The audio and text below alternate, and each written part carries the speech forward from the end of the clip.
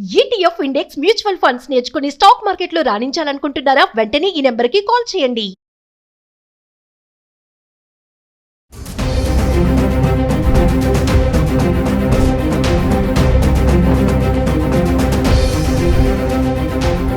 నమస్తే, welcome back to Suman TV. Present మనతో పాటు ఉన్నారు ఎనలిస్ట్ మందర్ కృష్ణారెడ్డి గారు. నమస్తే సార్. నమస్తే అమ్మా. సార్, మరి బంగారం ధరలు చూసుకుంటే కొంచెం తగ్గుతున్నాయి, మరి ఇంకా తగ్గుతుందా? మరి ప్రజెంట్ పరిస్థితులు ఎలా ఉన్నాయి అంటే ఒకసారి వివరాలకు వెళ్తే. బంగారాన్ని ఒకసారి మనం అవలోకన చేసుకుంటే గత సంవత్సరం 2024లో అక్టోబరు ఎండింగ్ నాటికి మనం చూస్తే అప్పుడు సుమారుగా 76,000 చిల్లర బంగారం ఉంది. ఇప్పుడు మనం మళ్ళీ 2025 అక్టోబర్ చివరి నాటి చూసుకుంటే, అంటే ఈ తగ్గక ముందు చూసినట్టయితే 1,27,28,000 దాకా కూడా మనం దాదాపు ప్రయాణం చేసి వచ్చాం. మనం రెండింటి మధ్య వ్యత్యాసం చూస్తే సుమారుగా 47,000 నుంచి 50,000 రూపాయల దాకా పెరిగినట్టుగా కనబడుతుంది. సుమారు ఒక 50,000 రూపాయలు పెరిగినాయని అనుకున్నాం. అలాగే వెండి కూడా అదే బేస్లో దాదాపుగా పెరిగింది. ఎందుకంటే అప్పుడు 80,000 రూపాయలు సుమారుగా ఉన్నట్టయితే ఇప్పుడు దాదాపు 1,50,000 దాకా కూడా వెళ్ళి వచ్చినటువంటి పరిస్థితి. అంటే సుమారుగా 60,000 నుంచి 70,000 రూపాయలు, 60,000 సుమారుగా అక్కడ పెరిగింది. ఇంత పెరుగుదల అసలు ఈ మధ్యకాలంలో ఎప్పుడూ లేదు. దాదాపుగా ఈ లెక్క చూసుకుంటే 10-15 ఏళ్ళు వెనక్కాల్సిన పరిస్థితులు దాదాపు ఏర్పడుతున్నాయి. ఇంత డ్రాస్టిక్గా పెరిగింది. ఇంత డ్రాస్టిక్గా పెరిగినటువంటి బంగారం మీద ప్రతి ఒక్కరూ ఆశపడ్డారు. ఇంకా పోతే ఇంకా పెరుగుతుందేమో అని టకటక కొనుక్కున్న వాళ్ళు ఉన్నారు. అవకాశం ఉన్న మేరకు కొని పడేసుకున్న వాళ్ళు ఉన్నారు. అసలు మొన్న పండగ సమయంలో చూసినట్టయితే కొనుక్కోవడానికి ఎవరు వచ్చారు అక్కడికంటే ఓన్లీ డబ్బున్న వాళ్ళు, పెట్టుబడి పర్పస్లో వచ్చిన వాళ్ళు తప్ప మధ్యతరగతి జీవులు ఎవరు కూడా కొనుక్కోవడానికి రావలేదు.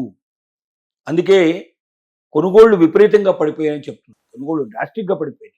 ఇదే గత సంవత్సరం ఇదే పండుగల సందర్భంలో చూసినట్టయితే, దసరా దీపావళి టైంలో చూసినట్టయితే జరిగినటువంటి టోటల్గా బిజినెస్కి ఈ సంవత్సరంలో జరిగిన బిజినెస్కి 50% కన్నా ఎక్కువ వ్యత్యాసం ఉందని చెప్తారు. అంటే అంత పడిపోయింది.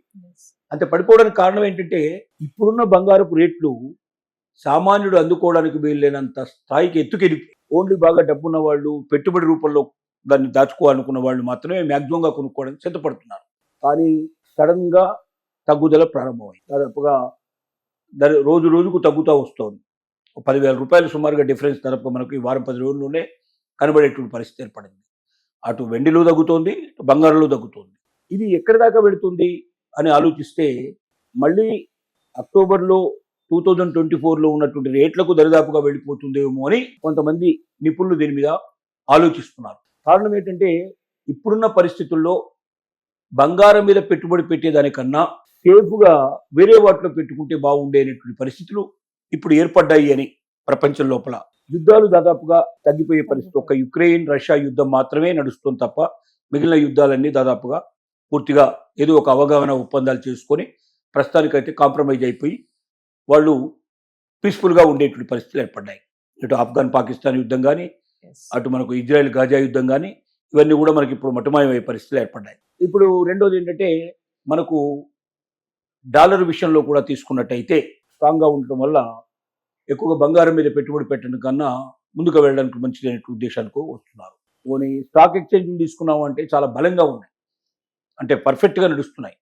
డ్రాస్టిక్గా పడిపోవడం కానీ, అందులో పెడితే భయపడాల్సిన పరిస్థితులు కానీ చాలా తగ్గిపోయినాయి. అంటే ఎప్పుడు వీరి మీద పెడతారు, బంగారం మీద ఎక్కువగా పెడతారు పెట్టుబడి అంటే అవన్నీ క్షీణదశలో ఉన్నప్పుడు, అవి సరిగ్గా లేనప్పుడు దీని మీద పెట్టుబడి పెట్టే ప్రయత్నం చేస్తారు.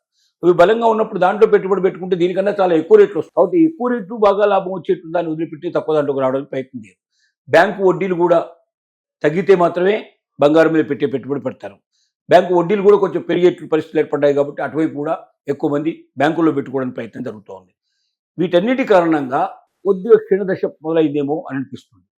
రెండోది, ఒక పెట్టుబడిదారులు మాత్రమే పెట్టగలిగేటువంటి పరిస్థితుల్లో ఇప్పుడు బంగారం కొనుక్కోగలిగే పరిస్థితి ఉండి సామాన్యులకు దూరం అయిపోయే పరిస్థితి ఏర్పడదు కాబట్టి కొనుగోళ్లు బాధ్యం తగ్గిపోయినాయి. కొనుగోళ్లు తగ్గే వరకు ఏమైంది, డిమాండ్ తగ్గిపోయింది. ఎప్పుడైతే డిమాండ్ తగ్గిపోతుందో ఆటోమేటిక్గా రేట్లు కూడా పడిపోయే అవకాశాలు ఉంటాయి. సో వీటన్నిటి సూచిక ఆధారంగా ఇదే ట్రెండ్ కంటిన్యూ అవుతే బంగారం మళ్ళీ కిందికి వచ్చేసి ఒక రకంగా మళ్ళీ 2024 అక్టోబర్ నాటికి ఉన్నటువంటి పరిస్థితులకు రీచ్ అవుతుందేమో, 76,000-80,000 వరకు రీచ్ అయ్యే అవకాశాలు ఉన్నాయేమో అని కొంతమంది అంచనా. కానీ 100% ఇలాగే జరుగుతుంది, ఇంత తేడా వస్తుంది, ఇక పెరగనే పెరగదు, ఇక తగ్గినట్టే పూర్తిగా అన్ని అని 100% భావించడం అనేది సాధ్యం కాదు. అదే బంగారాన్ని ఎక్స్పెక్ట్ చేయడం అంటే అది ఊరికే మనం ఏదో జ్యోతిష్యం చెప్పినట్టుగానే ఉంటుంది తప్ప వాస్తవికం చాలా దూరంగా ఉంటుంది. అది కొనుక్కునే వాళ్ళు 1-10 సార్లు ఆలోచించాలి. ఎవరైనా కొంచెం ట్రెండ్ తగ్గుముఖం కనబడుతుంది కాబట్టి కొద్ది కాలం వెయిట్ చేసి, అంటే ఇంకా తగ్గుతుందా లేక మళ్ళీ పెరుగుతుందా అని కొంచెం వెయిట్ చేసి, తగ్గితే ఒక స్టాండర్డ్ దాకా తగ్గే పరిస్థితి ఏర్పడి ఇంకా కొంచెం పెరగడంలో ఒక వారం 15 రోజులు నెల రోజులు పెరుగుతాం కనబడుతున్నట్టయితే అప్పుడు ఆ టైంలో కొనుక్కున్నట్టయితే బెటర్. ఇప్పుడు కొనేటువంటి వాళ్ళు కొద్దిగా ఆగడం మంచిది, కొంతకాలం వెయిట్ చేయడం మంచిది. ఎలాగూ తగ్గుదల కనబడుతుంది కాబట్టి. అదే మళ్ళీ ప్రతిసారి మనం చెప్తున్న విషయం ఏంటంటే అప్పు చేసి కొనకండి బంగారాన్ని. మీ దగ్గర డబ్బు ఉంటే మాత్రం బంగారం కొనుక్కోండి. అది ఇవాళ కాకపోయినా రేపైనా భవిష్యత్తులో ఎప్పుడైనా ఉపయోగపడుతుంది. సులభంగా తాకట్టు పెట్టుకోవడానికి వీలుపడుతుంది, సులభంగా అమ్మడానికి వీలుపడుతుంది, సులభంగా అవసరాలన్నిటికీ ఆదుకునే అవకాశం ఉంటుంది.